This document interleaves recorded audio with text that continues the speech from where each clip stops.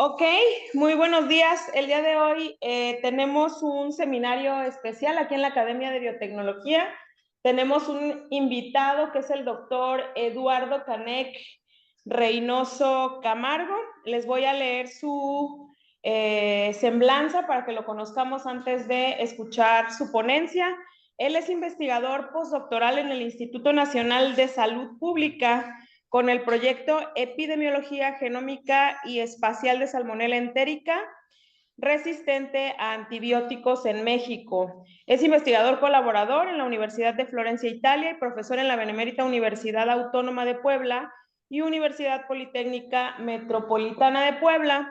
Él hizo estancias de investigación en el Instituto de Investigaciones Médicas del Hospital del Mar en Barcelona, España, en el Laboratorio Antidoping de La Habana, Cuba, y en el Centro de Química de la Universidad de Florencia, Italia.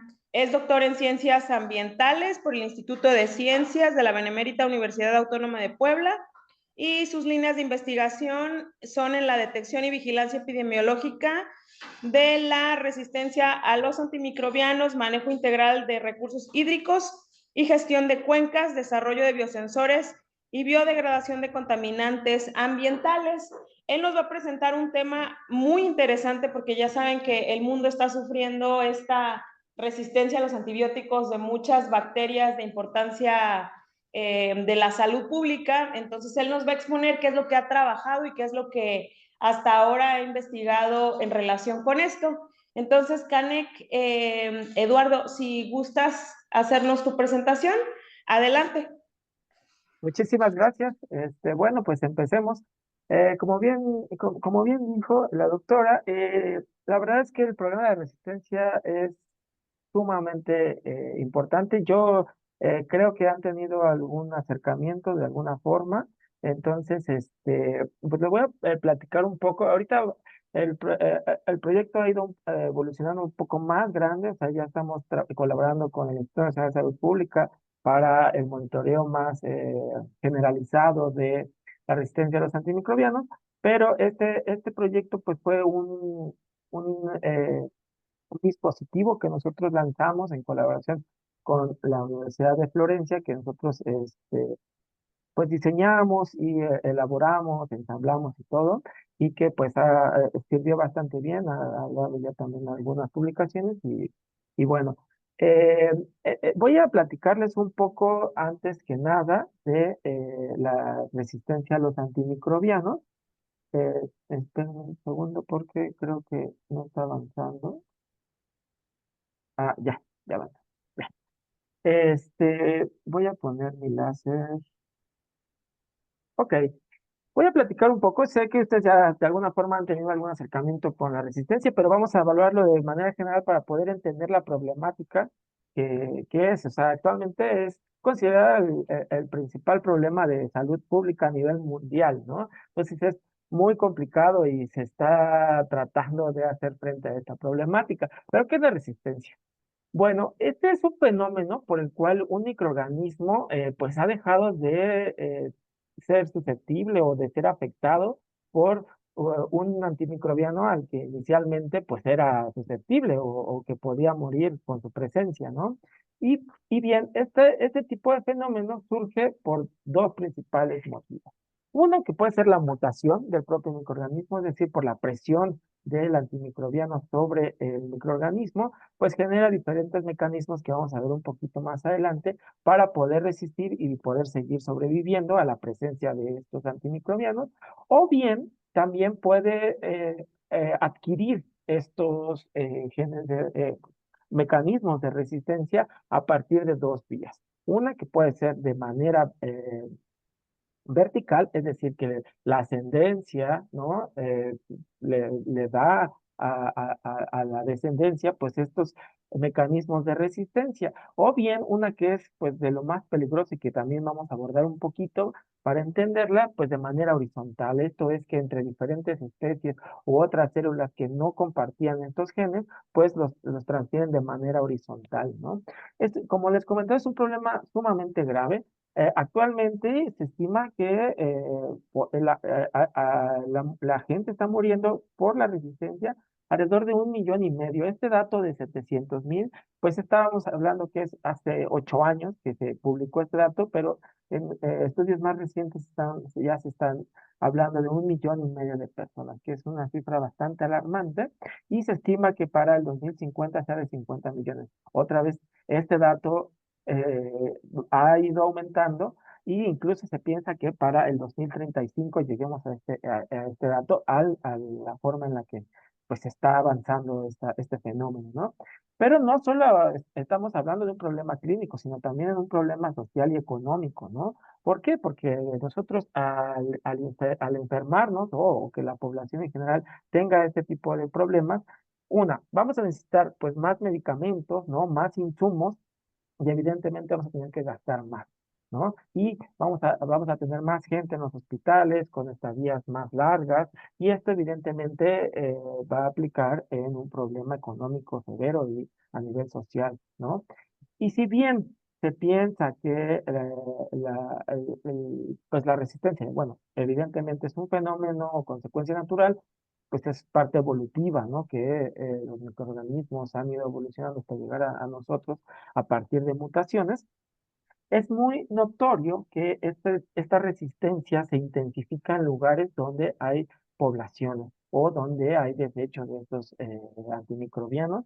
Vamos a tener una mayor cantidad de microorganismos resistentes, ¿no? Entonces, la influencia antrópica es sumamente relevante. ¿Pero qué son los antimicrobianos? Pues evidentemente son sustancias o fármacos, medicamentos que inhiben el crecimiento de estos microorganismos. Estamos considerando que son cuatro principales grupos de antimicrobianos, ¿no? Los antifúngicos, que van a los hongos, los antiparasitarios y los antivíricos, que pues son para los virus, ¿no? Y pues el principal de los antimicrobianos, que es los antibióticos, que están enfocados a las bacterias, ¿no?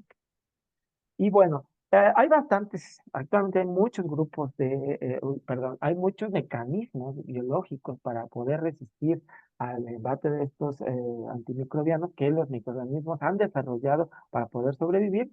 Y aquí les pongo algunos de los más relevantes, ¿no? Que es, por ejemplo, a nivel de membrana, nosotros no, los microorganismos evidentemente pueden generar un mecanismo donde puede degradar al antimicrobiano justo antes de entrar. Entonces, si es sistémico, evidentemente, vamos a llamar antibiótico en este caso porque estamos hablando de una bacteria, puede degradar el antibiótico a nivel extracelular.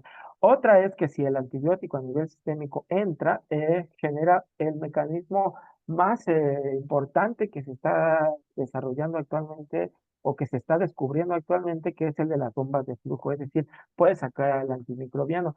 El problema de este tipo de mecanismos es que es multiresistente, es decir, puede abarcar a la mayoría de todos los antimicrobianos que pueda haber, a diferencia de los demás mecanismos que son muy específicos para cierta cantidad de antibióticos. Por eso es crítica la parte de conocer el mecanismo de las bombas de flujo, porque estos están sacando a todos los antimicrobianos antes de que puedan surtir efecto, ¿no? Otra es que pues eviten, ¿no? Que el antimicrobiano entre, ¿no? Ya sea generando ciertas mutaciones en porinas u otras proteínas transmembranales, y evitar que entre el microorganismo, ¿no? Una muy, muy importante y muy interesante, pues es que inactivar al antimicrobiano a nivel intracelular. Esto es que, si bien no lo voy a degradar por completo, sí puedo hacer pequeñas modificaciones en su estructura para que no tenga efecto, ya sea una metilación, una hidroxilación o demás mecanismos químicos para poder modificar un poco la estructura del antimicrobiano y que no pueda surtir efecto. Una que es muy, muy interesante y que es la que vamos a tratar un poquito aquí, que es generar enzimas mutantes.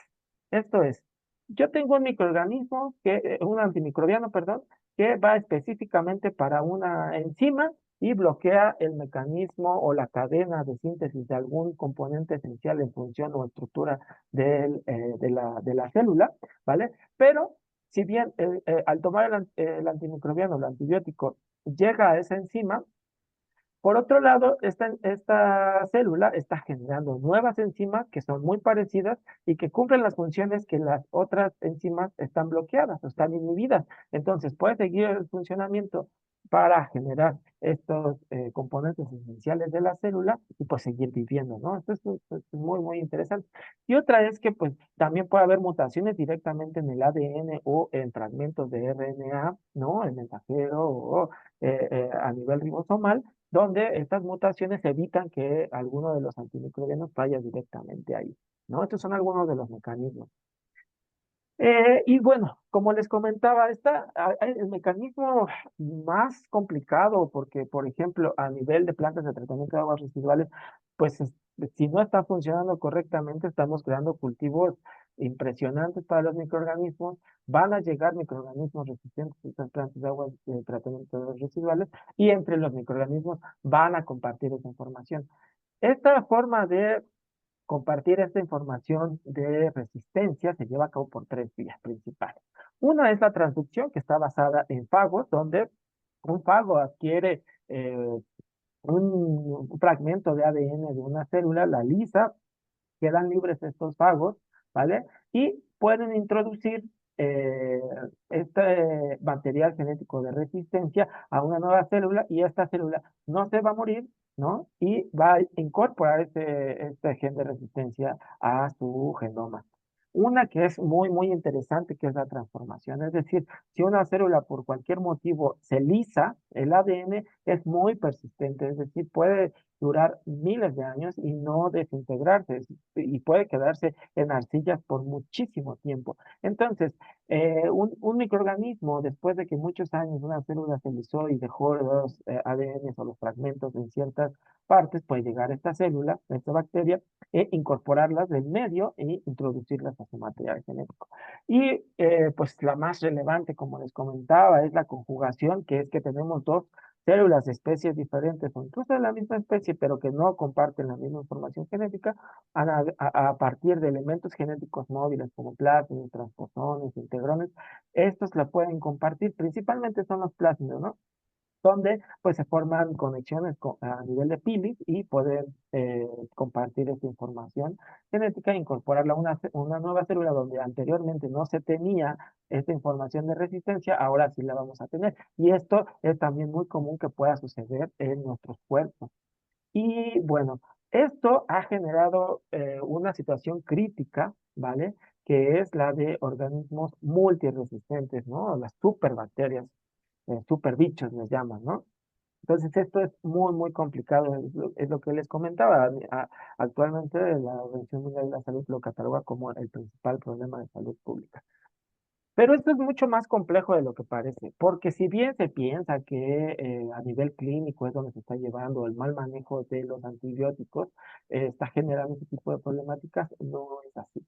Esto es porque tenemos la presencia de antibióticos en prácticamente todos los estratos ambientales y sociales, no solamente los tenemos en las casas, y pueden llegar a los ambientes naturales. Y un punto clave que se está considerando actualmente son los animales salvajes, donde están trasladando genes de resistencia o microorganismos resistentes a regiones del mundo donde no lo sabía, ¿no? Estos animales silvestres pueden migrar a diferentes partes del mundo y diseminar esta resistencia a los antimicrobianos, por lo que pues esta problemática actualmente es ubicua, ¿no? O sea, la encontramos, es decir, la encontramos en todo el mundo y en todas las regiones del mundo. Y evidentemente más, se exponencializa donde hay actividades antrópicas.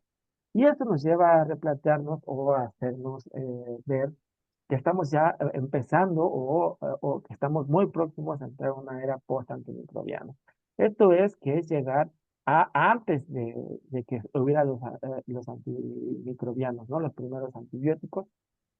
Es decir, nosotros por más antibióticos que consumamos, no vamos a poder vencer a estos microorganismos.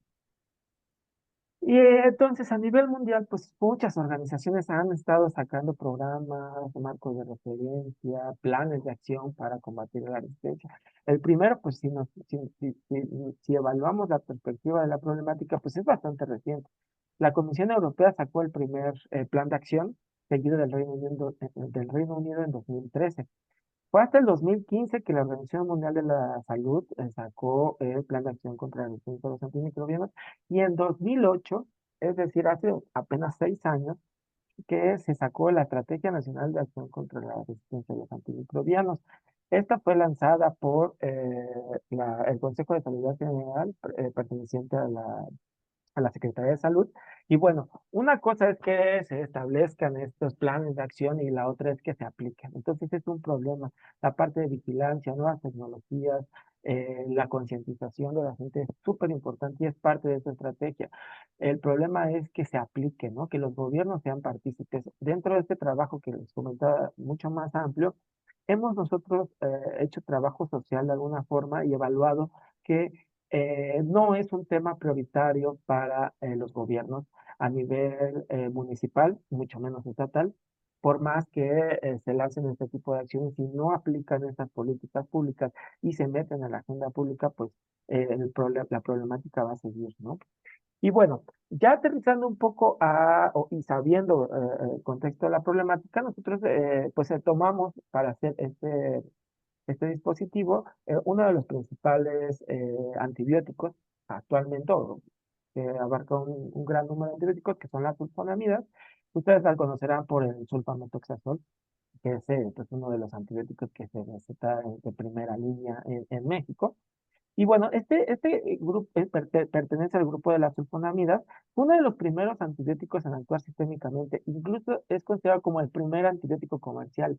El problema es que fue tanto su éxito, lanzado en 1932 con el nombre de Protosil, que en la Segunda Guerra Mundial el ejército inglés lo aplicó a todo ese ejército muy fuerte. Entonces, era ya tanto que a mediados de los años 50 ya no estaba surgiendo efecto. Incluso en los años 70, pues dejó de administrarse solo y se tuvo que acompañar ese grupo de compuestos de las sulfonamidas con trimethoprim, ¿no? Que es una de las sustancias que sigue esta misma cadena para la formación de una sustancia específica, que es el folato, para el funcionamiento estructural de la célula, ¿no? Entonces aquí ya empezamos a ver cosas muy críticas. Estas sulfonamidas actúan directamente sobre el dihidroxirato sintasa, que es lo que les comentaba, es parte de la cadena para la producción de folato y después de ácido fólico, que es esencial para las células. Y bueno, esta enzima, ¿vale? Que es la enzima diana a la que está enfocada la sulfonamida, es el POLP. O sea, hay un gen que es el POLP que codifica para la dihidroxirato sintasa, pero como les comentaba, estos microorganismos dijeron, pues no, ya el POLP pues, no podemos sacarlo porque está inhibiendo su funcionamiento. Entonces sacaron cuatro enzimas mutantes, o se han descubierto cuatro enzimas mutantes, puede ser que haya más, pero hasta el momento se han descubierto estas cuatro enzimas mutantes de el POLP, que es el SUL1, SUL2, SUL3 y SUL4, para resistir a las sulfonamidas, ¿vale? Al final les voy a platicar un poco ya del trabajo más epidemiológico que hemos hecho y la problemática de las sulfonamidas, pero en términos generales, el SUL1 fue el primero en descubrirse, evidentemente se descubrió en ambientes hospitalarios, pero ya está prácticamente en todos los ambientes, ¿no? Se encuentra en el integrón 1. Este es un problema muy grave porque ya se considera como una parte de la región conservada del integrón 1 que está en todos los microorganismos entéricos. Entonces, es un problema muy grave esta parte del SUL1.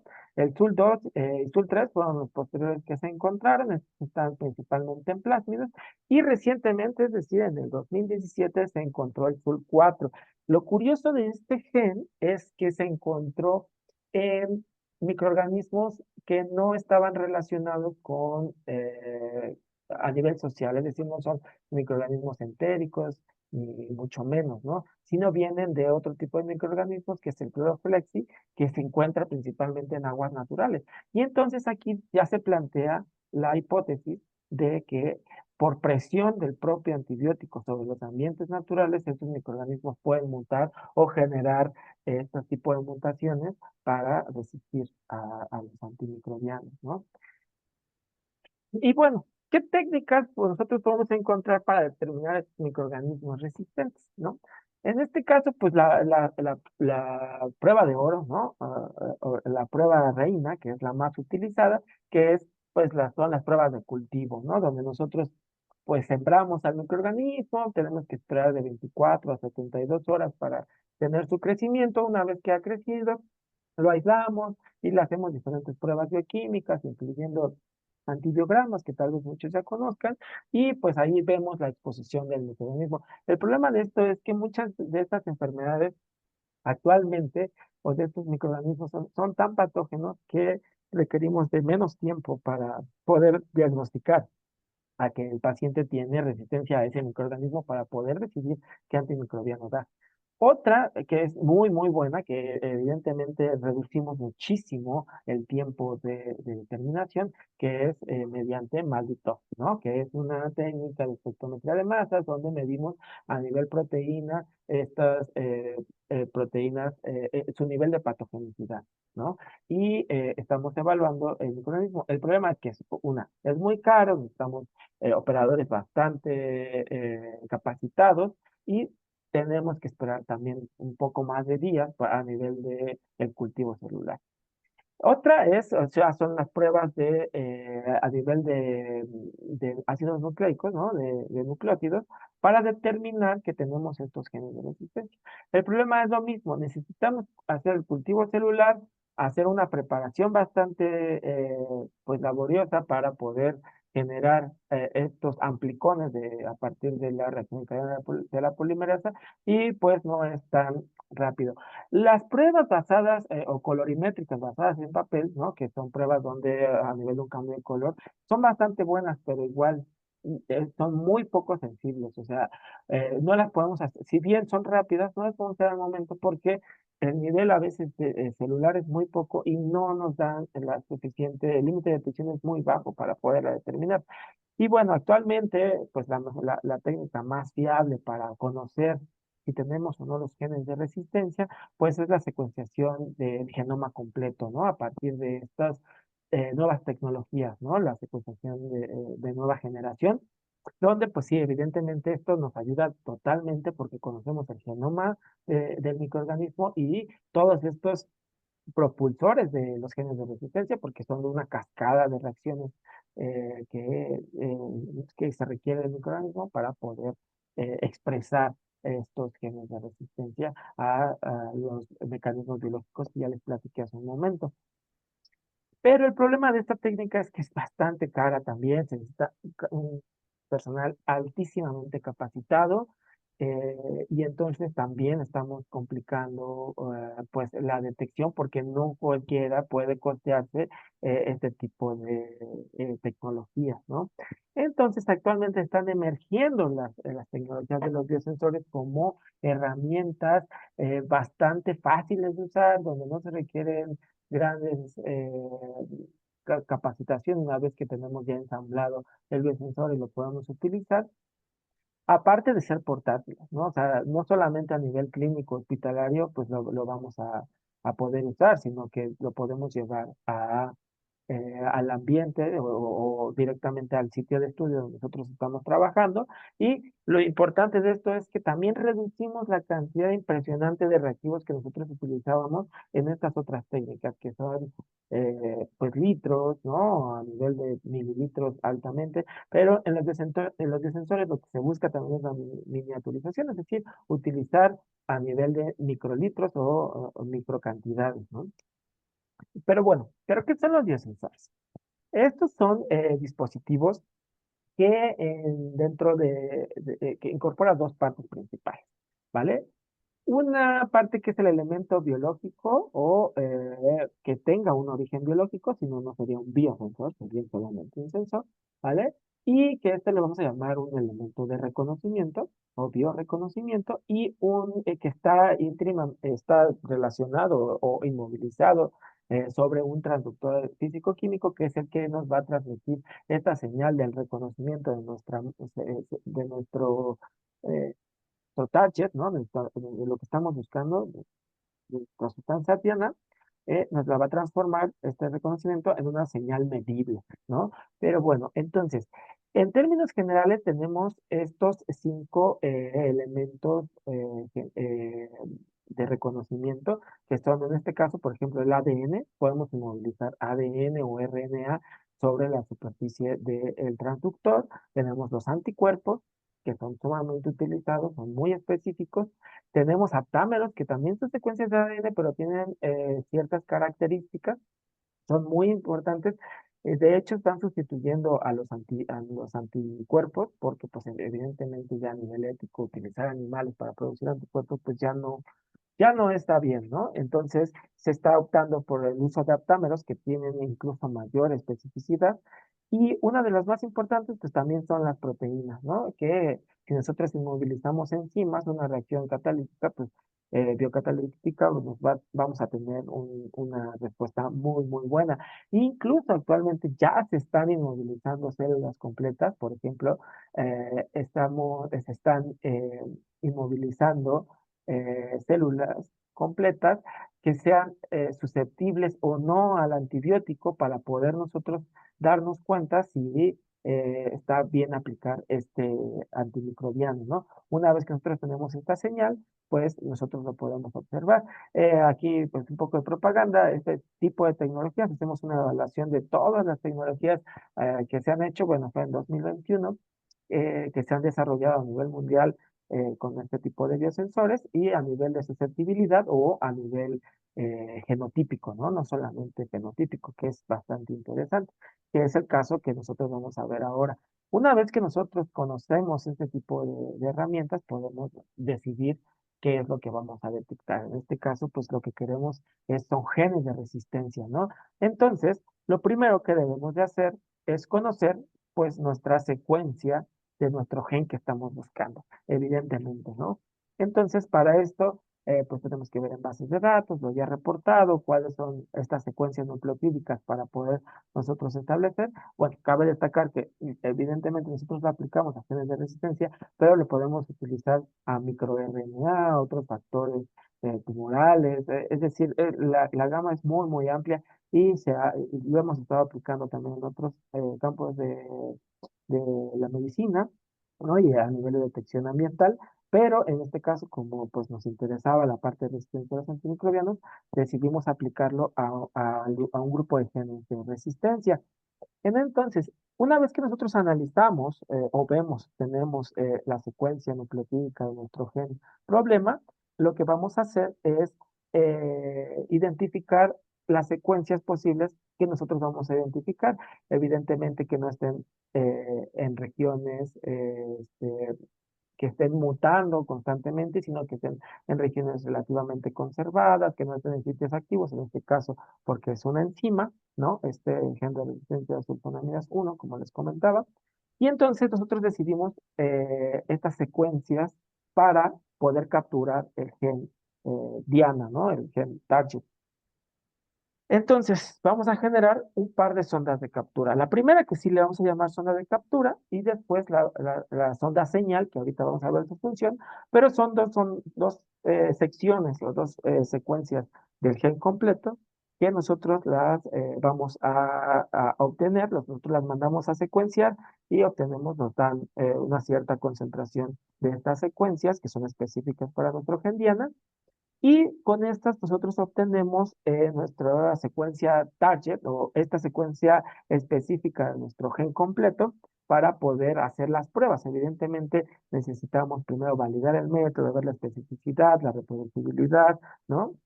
El límite de detección, hacer curvas de calibración para el momento que nosotros queramos aplicar esta secuencia. Entonces, nosotros es importante que les comente ahorita que las vamos a biotinar, es decir, vamos a meter una molécula química que es muy específica y que forma una interacción biológica con una proteína que vamos a ver más adelante, pero ahorita es importante que vean que tenemos estas dos secuencias, ¿no? La secuencia de captura, ¿no? Y la sonda señal, que juntas forman la secuencia diana, que es la que nosotros vamos a determinar. Esto es para el gen SUL1 y este es para el gen SUL4, hicimos exactamente lo mismo. Identificamos la región más probable o que nos fuera a funcionar más para la detección. Y bien, ¿cómo ensamblamos nuestro biosensor? En este caso nosotros utilizamos unas partículas superparamagnéticas que van a tener inmovilizadas streptavidina. Es una proteína que forma una interacción, es una de las principales interacciones o más fuertes interacciones biológicas que se conocen hasta el momento con la biotina. Entonces, por eso es importante que cuando nosotros mandamos a sintetizar nuestras ondas de captura, que es esta de aquí, esté biotinada, para que nosotros podamos inmovilizar muy fuertemente mediante esta interacción entre la biotina y la streptavidina, la sonda de captura. Es decir, nosotros vamos a inmovilizar la sonda de captura sobre nuestras partículas magnéticas. ¿Por qué las partículas magnéticas? Porque nosotros las podemos manipular fácilmente y bueno, es el superparamagnetismo, es decir, una interacción bastante fuerte con un magneto, entonces nosotros las inmovilizamos, las partículas magnéticas, pero no de manera permanente. Las podemos inmovilizar para poder llevar a cabo todas estas reacciones, ¿vale? Y poder estar logrando hacer lavados y eliminar todas estas sustancias que pueden quedar libres, ¿no? Entonces, una vez que nosotros inmovilizamos las ondas de captura, vamos a interactuar biotina sola para aquellos espacios libres que pudieran quedar, ¿no? Que sin las ondas de captura, porque vamos a ver más adelante con la sonda señal evitar que se unan en estos espacios libres y nos creen falsos positivos. Una vez que nosotros ya tenemos esta interacción o este complejo zonas de captura con las partículas magnéticas, vamos a interactuar con nuestro gen target, que es el que les comentaba, que es el largo, que es el de la sonda de captura y sonda señal, y vamos a formar el complejo partículas magnéticas, ondas de captura y nuestro gen diana. Evidentemente, esta es la secuencia de nuestro microorganismo, de nuestro gen que vamos a encontrar en los microorganismos en el ambiente o en nuestros cuerpos, porque son estos tipos de genes los tienen los microorganismos entéricos, ¿no? O los propios animales de granja. Posteriormente que tenemos este complejo, vamos a inmovilizar la sonda señal, que como les comentaba también está biotinada, ¿vale? Y por eso es que bloqueamos todos los espacios libres de streptavidina que puedan estar libres para que esta sonda solamente interactúe con el espacio libre de la sonda señal que ya habíamos interactuado hace un momento. Es decir, vamos a generar un complejo de las partículas magnéticas o de captura. Nuestra muestra bueno, nuestro gen diana y la sonda señal. Y vamos a tener libre la biotina. Una vez más, vamos a interactuar esta biotina que está libre con streptavidina. La diferencia es que esta streptavidina va a tener fosfatasa alcalina. Es decir, vamos a tener una enzima que va a catalizar una molécula que evidentemente al llamarse fosfatasa va a tener un fosfato dentro de su estructura molecular y que nosotros vamos a usar como sustrato para obtener un producto. Este producto es el lactol, que es una sustancia electroactiva y que nosotros vamos a poder medir. Pareciera que es muy largo, pero la verdad es que es bastante corto y es muy simple de hacer. O sea, y una vez teniendo esto ya generado esto, es muy fácil la detección. Por ejemplo, entre este paso son 20 minutos, este paso son 5 minutos, y el paso final del gen Diana con la sonda señal, estamos hablando que son otros 20 minutos. En conjunto, estamos hablando que para poder nosotros determinar si hay presencia o no del gen, es alrededor de 1 hora 20 por mucho. Esto nos da un tiempo bastante corto comparado con las demás técnicas que ya vimos. Pero bueno, ¿cómo es la detección? Como les comentaba, tenemos una enzima, que es la fosfatasa alcalina, que va a catalizar la formación del naptol a partir del sustrato nastilfosfato. Es decir, entonces vamos a hidrolizar el fosfato para poder tener solamente el naptol. ¿Y qué vamos a hacer con esto? Como les comentaba, el naptol es una molécula electroactiva. Nosotros vamos a aplicar un potencial eléctrico para medir la corriente generada. Es decir, vamos a utilizar la voltamperometría, ¿vale? Es decir, vamos a aplicar este potencial eléctrico y medimos la cantidad o la corriente generada de al aplicar este potencial eléctrico.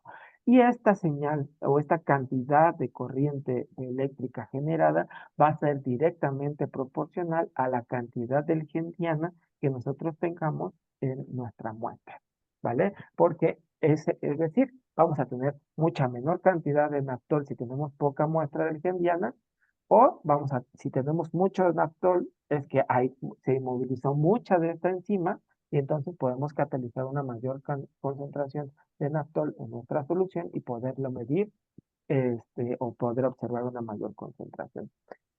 Y bueno, evidentemente este es el protocolo general. Nosotros validamos esta técnica, la verificamos con muchos ensayos, hicimos pruebas de repetibilidad, este, de especificidad que les voy a mostrar ahorita los resultados, pero es importante que les diga que también lo probamos con un microorganismo modelo que nosotros compramos a Microbiologics. Eh, Ellos nos lo proveyeron y nos aseguraban que tenían este gen, el SUL1, dentro de su genoma. Entonces, nosotros lo que hicimos pues, fue crecer a este microorganismo, porque pues, lo habían utilizado, nosotros lo crecimos. Evidentemente es un proceso relativamente largo, porque una vez que lo crecemos, tenemos que hacer lisis celular, hacer la extracción del ADN, corroborar que extrajimos todo el ADN, posteriormente hacer PCR, que ahí sí tenemos que encontrar secuencias pues más alejadas, hicimos amplicones de 200 pares de bases, y corroboramos que estuviera el gen de resistencia, porque con estos microorganismos lo que nosotros hicimos fue probar que que nuestro biosensor estaba funcionando adecuadamente, ¿no? Y no solamente con el microorganismo modelo. Como les comentaba, esto es parte de un trabajo más grande, es interdisciplinario, porque estamos con gente a nivel de sociales, de biología, química, de recursos naturales y demás, de salud pública. Hicimos un muestreo en un río acá en Puebla, donde se siguieron varias ciudades, porque son varios municipios en Puebla, en este río, en el río Nechapa, y se obtuvieron muestras en el río. En teoría, debería de ser un río relativamente limpio, si las plantas de tratamiento estuvieran funcionando adecuadamente, pero la realidad es que no es así. Estuvimos muestreando después de que se dispone el agua residual al río, después de ser tratada, que verificamos que no fue así porque no estaba tratada, y obtuvimos microorganismos. Hicimos todo el proceso como con el microorganismo modelo, con la Escherichia coli modelo que tenía el gen, pues para ver si tenía eh, estas cepas silvestres, este gen de resistencia, y efectivamente lo obtuvimos y también probamos nuestro biosensor con estas cepas silvestres. Y bueno, en términos generales, tuvimos un muy buen límite de detección. Estamos hablando de 200 picomolar a nivel en nuestra técnica electroquímica.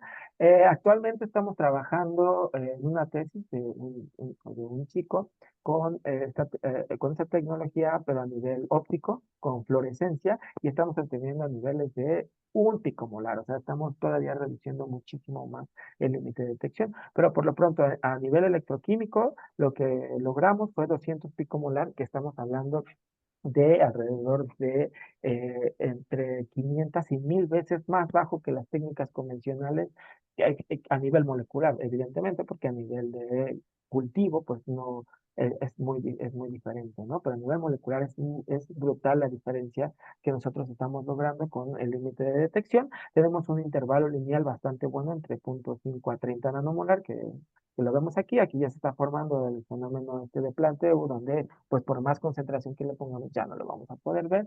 Tuvimos una muy buena linealidad en este intervalo lineal, como les comentaba.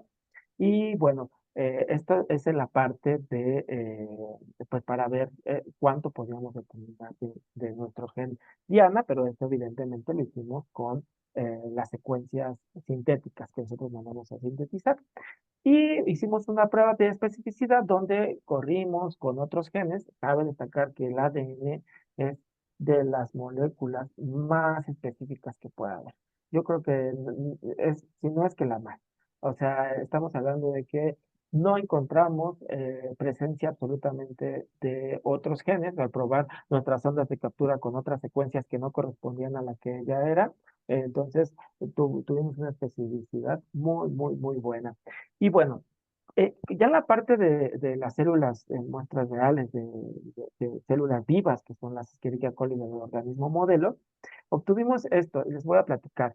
Nosotros hicimos diluciones de nuestro crecimiento, porque evidentemente estaban extremadamente concentradas y se nos iba de nuestro límite de detección, y lo que quisimos corroborar es que al menos mantuviera cierta linealidad en ciertas diluciones, ¿no? Es decir, la diluimos 1 a 10 la muestra original, 1 a 25, 1 a 50 y a 1 a 1000. Y es decir, en cada una se mantuvo cierta reproducibilidad, excepto en la más concentrada. Estamos hablando que entre más ADN tengamos en nuestra solución, el problema es que puede, como son fragmentos bastante largos del gen, pueden afectar a enrollar a las partículas magnéticas y evitar que estas sondas señal queden libres e interactúen con este fragmento de ADN que es específico para ella.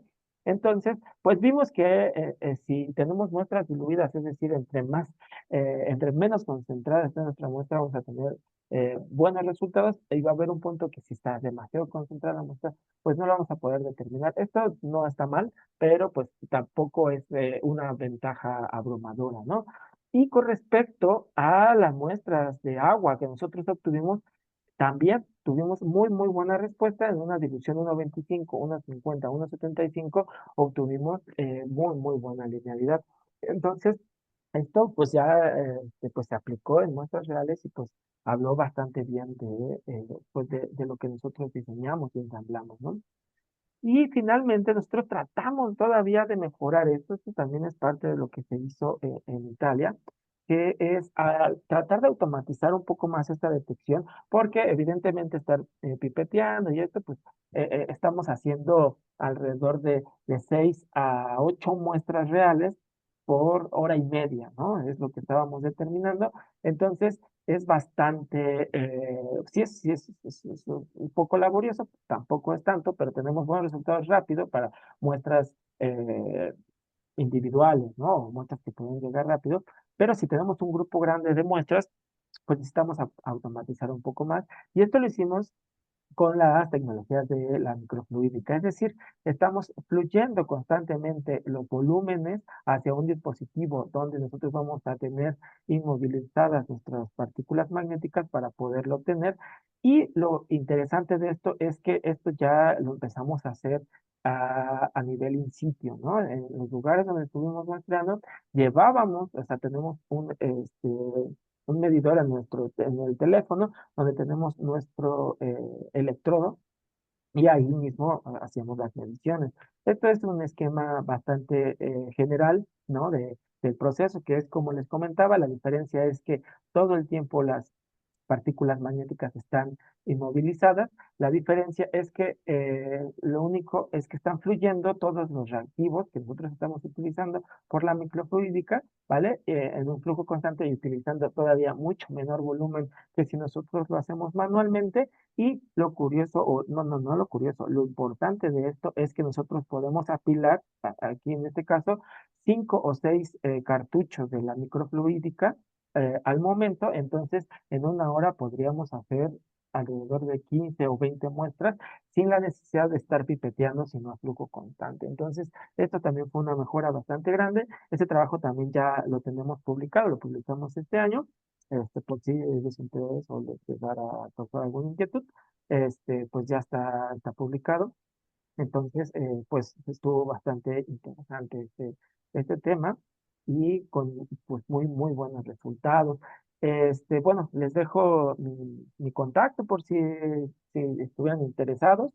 En términos generales, ahorita estamos haciendo monitoreo de salmonela, pero no solamente en cierto grupo de resistencia, sino estamos haciendo de resistencia en de todos los genes de resistencia que se puedan encontrar a nivel fenotípico y genotípico. Estamos haciendo comparaciones. Acaba de salir también una comparación que hicimos de todo el país. Se mostraron carne de res y cerdo de todo el país, se aislaron salmonela y se hicieron comparaciones de estos genes de resistencia, encontrando pues un brote de un tipo de salmonela bastante importante, multiresistente y que está siendo crítico no solo para México, sino en Estados Unidos porque está infectando a una gran cantidad de personas. Entonces, pues bueno, hasta aquí yo lo dejaría.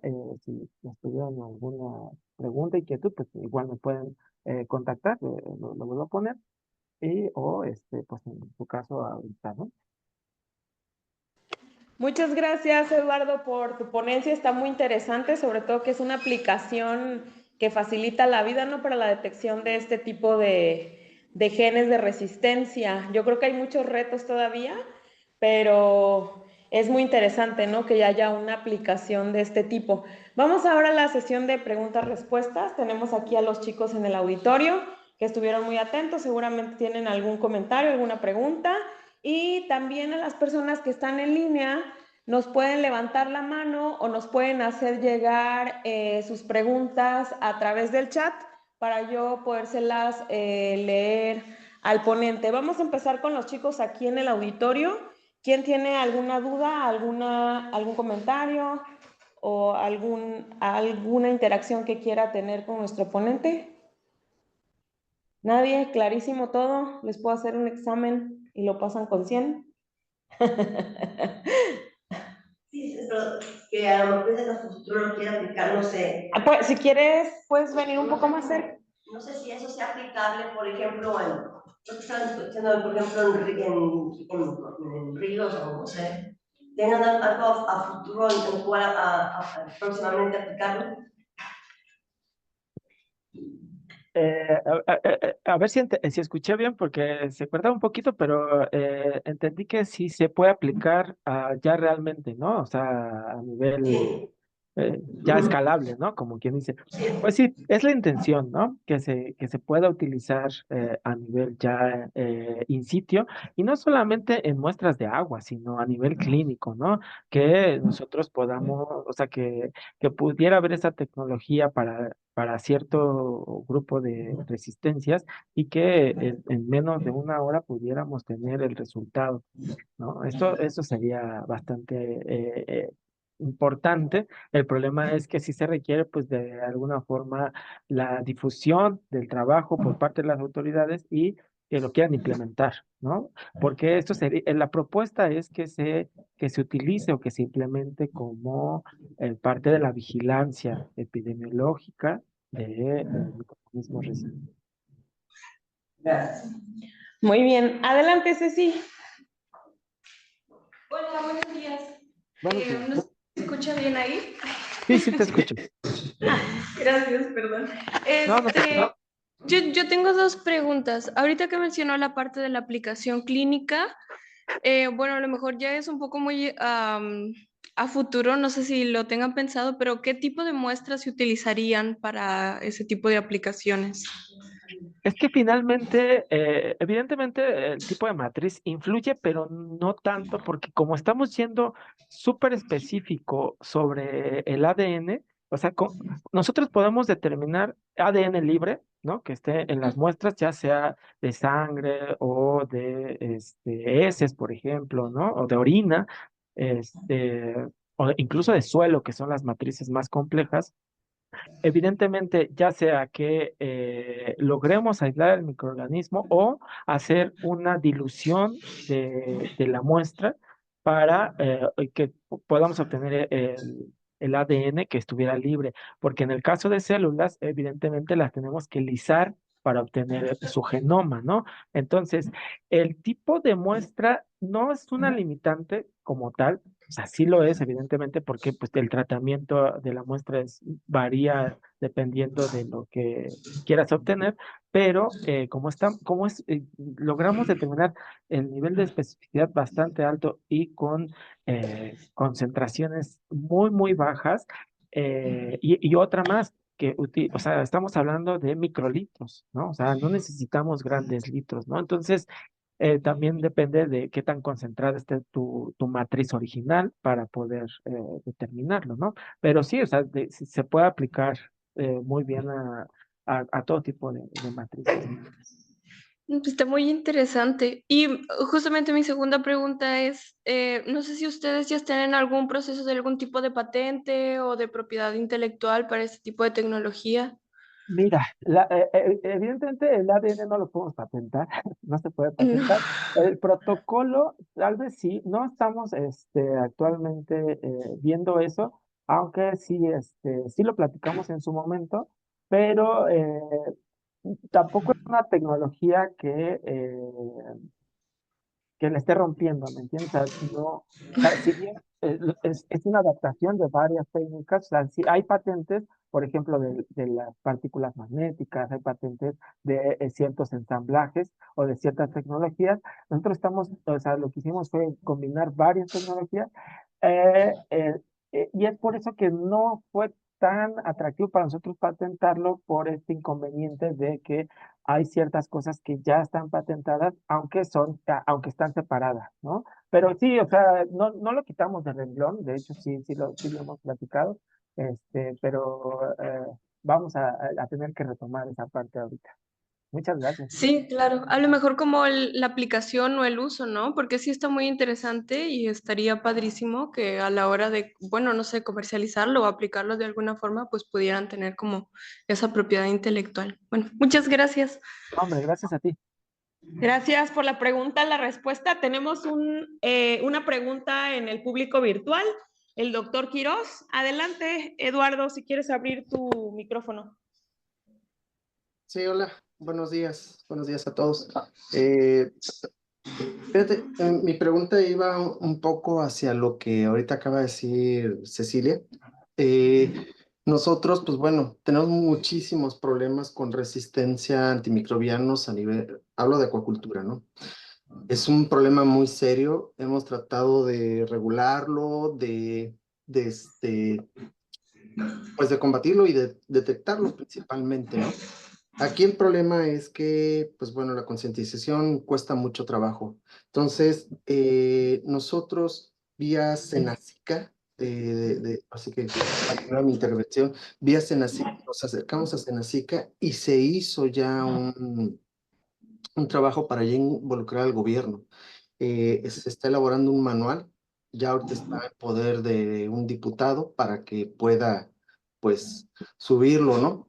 Pero bueno, mi pregunta es, ¿crees que este tipo de tecnología nos pueda ser útil o cómo te podríamos contactar con los productores principalmente, que son los más afectados por este tipo de problemas? Porque estamos hablando de tanques los más chicos, 2 hectáreas, 3 hectáreas, ¿no? Hablando de camarón y pues de 10, 15 toneladas de agua en el caso de peces, ¿no? No sé si te interesaría que por este lado, pues sería muy útil, porque nuestro aporte con ellos solamente es la detección, pero como tú dices, es muy lento el proceso para detectar si es multiresistente, a qué fármacos, si son de nueva generación, si son, en fin, todos los fármacos que se pueda. Y pues nosotros le estamos aplicando la terapia fágica. Entonces, estamos utilizando los fagos para eliminar esas bacterias, nos está dando resultado, pero sí vamos muy lento con la detección. Entonces, no sé, ¿crees que funciona este tipo de técnica para cuerpos de agua o este tipo de muestras? Ay, pues son muchos temas que habría que tocaste y voy a tratar de englobar todos, a ver si no se me va alguno ahorita. Eh, Senacica, mira, voy a tocar lo de la técnica para la aplicación. También tengo que ser un poco sincero, es demasiado específico, ¿no? Ese es el problema, que si nosotros, o sea, abordamos y podemos detectar rápidamente este tipo de resistencia, ¿no? El problema es que si queremos ver mucha resistencia, necesitaríamos muchos dispositivos para específicos para cada gen. Esa es una desventaja severa. Voy a retomar lo que decías del Senacica, porque nosotros también tenemos ese convenio, ese que nos comentaba de la carne, lo hicimos con ellos, y con Senacica y con la Facultad de Medicina de la UNAM y el Instituto Nacional de Salud Pública. Este, Me parece súper interesante, no sé, en la parte bioinformática, porque me parece que la técnica que mejor les ayudaría, evidentemente, es la de secuenciación del genoma completo, que me imagino que es lo que están trabajando, ¿no? Es la mejor, sí, el problema es eso, que se está tardando, y si tienen 200 muestras, pues tardan muchísimo en darles algún tipo de resultado, ¿no? Aquí lo que nosotros hemos estado trabajando, y yo entré apenas este año a este proyecto, es la parte bioinformática. Esto ayuda muchísimo porque inmediatamente que ellos hacen las secuencias crudas y los tienen, se analizan, ¿no? Y entonces eso, si bien no te va a dar en una hora, pero en una semana yo creo que sí podrías tener, o sea, ya tener scripts de, por ejemplo, en R o en Linux, ¿no? También para generar scripts donde tú te manden las secuencias crudas y tú pues ya tengas los resultados rápidos. Eso yo creo que no tomaría tantos días. El problema es eso, que Senacica también no se está dando abasto con la cantidad de proyectos que tienen, ¿no? O sea, lo sé porque, bueno, he estado trabajando y de hecho quiero ir a hacer una estancia con ellos también, pero es lo más que creo que se puede hacer actualmente, ¿no? O sea, si bien esa tecnología está bien, tampoco quiero crear falsas ilusiones para grupos tan grandes, ¿no? Esto aplica para o sea, a nivel clínico es muy, muy útil por si, o sea, se presume rápidamente o por sintomatología, cuáles son, ¿no? Las posibilidades, entonces tú puedes hacer esta técnica, pues rápido, ¿no? Obtener rápido y decir, bueno, sí, ya se diagnostica rápidamente para esta técnica, ¿no? Ahora, con la microfluídica podríamos tener diferentes genes y tener muchos genes y hacerlo presuntivo. Fíjate que esto sí podría aplicarse, pero el costo inicial tendría que ser un poco alto para poder implementarlo, ¿no? Ya una vez que esté funcionando, realmente por la cantidad de reactivos es muy bajo, pero el chiste de esto es que se ponga sobre la mesa el problema, ¿no? Ustedes mencionaban, como tú mencionabas, de estos manuales, sirven mucho, de verdad, porque nosotros, o sea, hemos trabajado con el Instituto de Ciencias de Gobierno de la UNAM y de la UAP acá en Puebla, y pues, se han hecho capítulos del libro donde pues se han encontrado resultados a nivel social. El problema es eso, que también dentro de esos resultados se observa un dejo total de apoyo real para combatir la problemática, ¿no? O sea, hay otras prioridades dentro de la agenda pública y esto se está dejando de lado. El problema es que se ve terrible en la cantidad de enfermos que no pueden ser tratados correctamente, ¿no?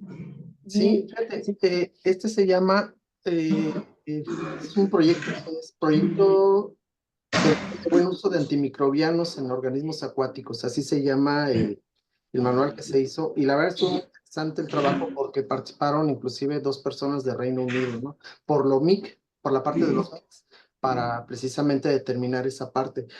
Voy a hablar con Evelyn. Evelyn es la de Senacica, para ver si podemos tener una reunión, si te parece. Y pues bueno, o sea, es que ahorita de verdad sí está muy drástica esta parte de los sí, antimicrobianos. Insisto, sí. ¿no? Para nosotros es, pues sí, la única manera, si quieres, lo que hacemos son los sensidiscos para ver el nivel del MIC. Solamente llego a MIC. Ese es el problema. Cuento con el MIC y sabes que es multiresistente a tal, tal, tal, tal, tal. Pero bueno, o sea, no es algo tan válido como el genoma, ¿no? Entonces, pues si gustas, en otra ocasión con la doctora Ana Reyes me pongo de acuerdo con ella para ver tu contacto. Hablo con Evelyn de Senacica y estaría padre que Por pudiésemos supuesto. reunirnos y ver qué más se puede aportar. Ahorita está en manos de un diputado para, lo que pasa que es para legislar la parte de uso de bacteriófagos.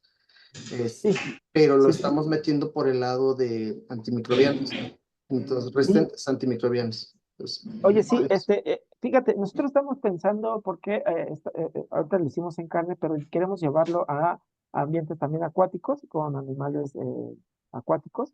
Entonces, sí sería interesante para ver si podemos meter ese proyecto, porque Evelyn no sé si la conoces, Cindy, de Senacica, que también, es la encargada del centro. Y entonces, se hace el proyecto, y bueno, se vería también con CONACYT para que suelten también un poco del proyecto, pero sí teníamos mucha, o sea, queríamos por parte del Instituto Nacional de Salud Pública que podría encajar perfecto también en lo que ustedes están buscando también para meter un poco de presión, algún proyecto, ¿no? Sería bastante interesante en estos proyectos interinstitucionales. Entonces, mira, aquí está mi correo, no sé si lo quieres apuntar, mandarme un correo y ya, platicamos un poquito más al respecto, porque también quería comentarte de los bacteriófagos.